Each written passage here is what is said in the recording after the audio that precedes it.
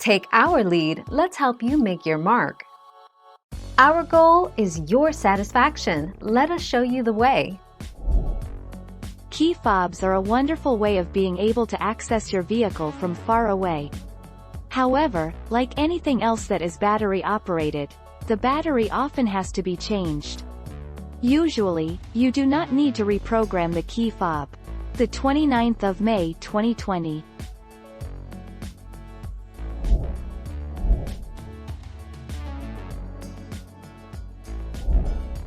Take our lead. The cost of replacing a key fob remote can range from $50 to over $100 depending on the automaker and complexity of the design. All key fobs need to be programmed. Some dealerships will do it for free, while others will charge a half hour to an hour of labor.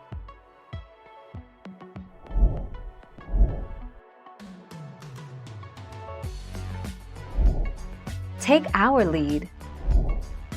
Can you program a new key fob yourself? If it is only the key fob itself to unlock the car, you can most often program it yourself. However, programming a key for the start function is not possible without the right tools. 20 February 2021.